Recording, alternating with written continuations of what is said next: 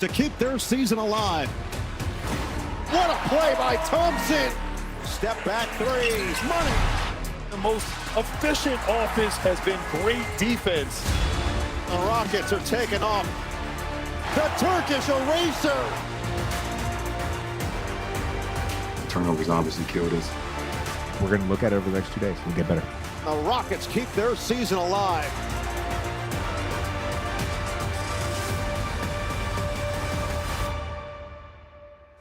Hello, everyone. Welcome to First Take. Happy Monday. What a weekend. Playoff basketball in full swing. Yeah, the series now tied at 3-1 after the Lakers lose 115-96. Let's hear from LeBron James before we get to Kendrick Perkins and Stephen A. After scoring 10 points on 2 made field goals and 8 turnovers. Watch.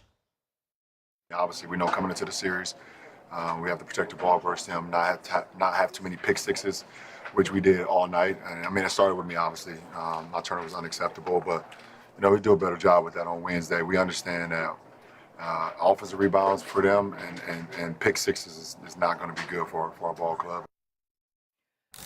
Pick sixes in basketball, never a good thing. Let's hear from Stephen A. Good morning, Stephen A. What's your view of LeBron and the Lakers after Hold on. First of all, good morning to you, Shay. It's good to see you. My big brother, Big Perk, good morning. On this show, we don't hear from LeBron James before we hear from Stephen A.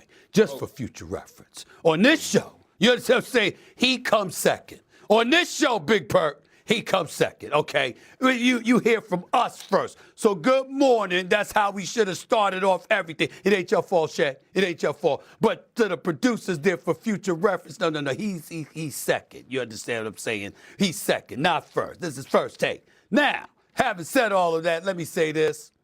LeBron James, everything about it is an aberration. I'm not concerned at all about what we saw from him in Game 4. LeBron James was phenomenal the first 3 games of this series. It was a bad game. My view of him after the Game 4 loss is that, it was fatigue.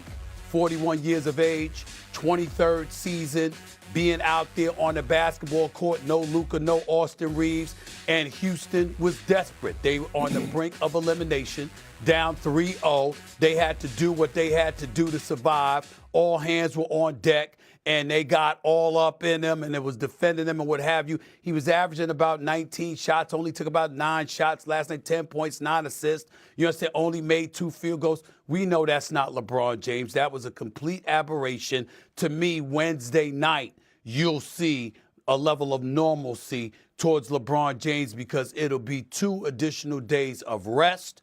He will be much, much more ready Wednesday than he was yesterday. And I don't make much of what happened in Game 4 to LeBron James at all. Go ahead, Perk. No, S.A., I'm with you. This was more and all about the Rockets. Because, Shay, I live down here in H-Town in Houston. And the fan base and the media has been on the Rockets' asses like back pockets. You knew it was coming, S.A. But, damn it, this was about the Rockets, and this was about the name on the front of the jerseys and the names on the back of the jerseys. Because no NBA player, no NBA organization wants to get swept. And what we saw last night, when we saw the Rockets get back to their identity, right? Starting on the defensive end, the perimeter play from Amen Thompson and Tari Easton, those guys locking in, taking Marcus Smart and Luke Kennard out of the game, right? Basically holding both of those guys to under 10 points apiece. And we saw them get out in transition. And then offensively, we saw the Rockets finally make shots, which has been their Achilles heel all season long and in this series, starting with Reed Shepherd. They shot 40% from the 3. So, yes, LeBron, he did look old last night. Rightfully so. He's 41 years of age. But past that, this was more about the Rockets and less about the Lakers. Well, listen, and that's the whole thing. And listen, the fact of the matter is Houston should be all over the Rockets like back pockets. They've been atrocious. There's no excuse for them to be down 3-0 in this series, with or without KD.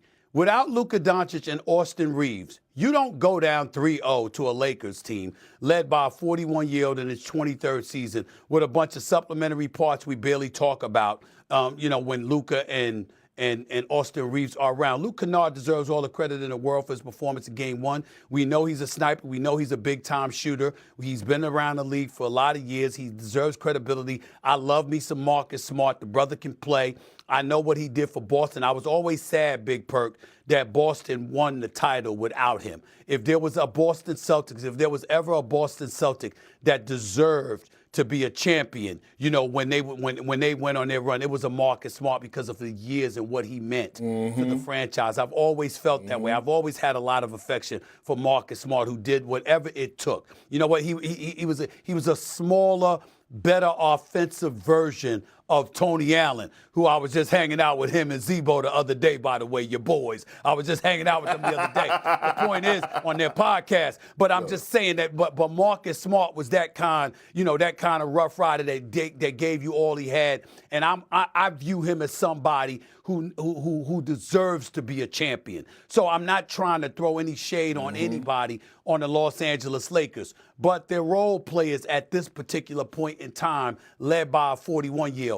How are you, the Houston Rockets, led by Ime Udoka, playing with Jabari Smith, Alperen Şengün, Amen Thompson and those brothers, and you down 3-0 to the Los Angeles Lakers, sans Luka and AR? That is disgraceful. And you had every right to call them out. The city of Houston had every right to call them out. And as far as I'm concerned, if they lose Wednesday night, they should still be called out. And even though KD is hurt, we all find ourselves looking at KD like, damn, you don't have anything.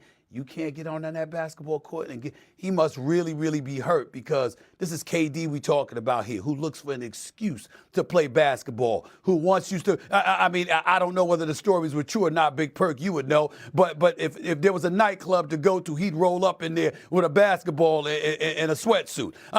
This is how much this brother loves basketball. So when KD is sitting out and not playing, that is shocking that he is not available for a couple of playoff games in the first round. That's really, really shocking. But in the end, Houston is talented enough, Shay. There's no excuse for them to be down, to ever have been down 3-0 in this series without Luka and AR on the court. There is no excuse for that, and they deserve to be crucified for it. That's right. So does it change the perception of the Lakers and LeBron? Probably not, because I think everyone thinks they're going to close it out in the next game. That would also help them out with a little bit of health going forward. Let's stay in the West, and we go to San Antonio, where they got a little boost this weekend. Victor Wembanyama back on the floor Sunday after he set out Game 3 due to a concussion. And behind Wemby's 7 blocks, 27 points, 12 rebounds, the Spurs left